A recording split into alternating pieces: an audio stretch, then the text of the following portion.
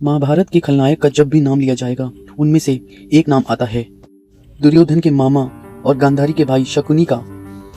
शकुनी के बारे में कहा जाता है कि इसने दुर्योधन के मन में पांडवों के प्रति नफरत का बीज बोया था और जुए का ऐसा खेल खेला था कि कौरव और पांडव महाभारत के युद्ध के लिए तैयार हो गए थे और कुरुवंश का विनाश हो गया था। आखिर शकुनी ने ये सब जानबूझकर क्यों किया? उसने अपने भांजे और अपनी बहन के खानदान का अंत कर दिया। इस विषय में एक स्टोरी मिलती है। आप सभी का स्वागत है मेरे चैनल पे। My name is Jordan. दोस्तों, मैं जो भी वीडियो बनाता हूँ वो कोशिश करता हूँ कि आपको कुछ सिखा सकूँ। तो चलिए इस वीडियो में भी आपको कुछ सीखने को मिलेगा। चलिए आगे स्टार्ट करते हैं। शकुनी नहीं चाहते थे कि उनकी बहन गांधारी का विवाह अंधे धृतराष्ट्र से हो।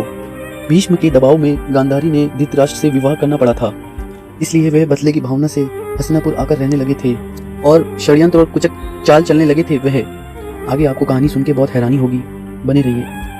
एक बार की बात है, भीष्म पितामह को शकुनी की बहन गांधारी का ऐसा सच पता चल गया था जिसे जानकर भीष्म बहुत ज्यादा नाराज हो गए थे। भीष्म नहीं चाहते थे कि गांधारी के विवाह का पूर्व का सच किसी और को पता चले, इसलिए भीष्म ने शकुनी के पूरे परिवार को बंदी गृह में डाल दिया और बंदी गृह में सबको इतना भोजन दिया जाता था कि धीरे धीरे वो तड़प कर मर जाएं।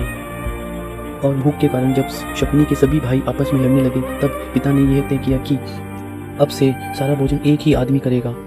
हम सब अपनी जान देकर एक आदमी को बचाएंगे जो हमारे साथ हुआ अन्याय का बदला लेगा। इसलिए तय किया गया कि जो सबसे ज्यादा बुद्धिमान और चतुर होगा वो सारा भोजन करेगा।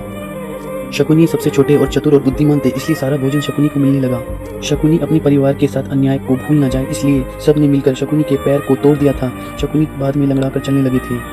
जब शकुनी के पिता बंदी गृह में मरने लगे थे तब शकुनी की चौसर की रुचि को देखते हुए उनके पिता ने कहा कि आप मेरी उंगलियों से चौसर के पासे बना लो, इसमें मेरा आक्रोश भरा होगा, जिससे चौसर में खेल में कोई आपको हरा नहीं पाएगा। पिता की उंगलियों से बने पासे से चौसर खेलने के कारण ही शकुनी हर बार पांडव को हराने में सफल हुए और पांडव अपना सब कुछ हार गए।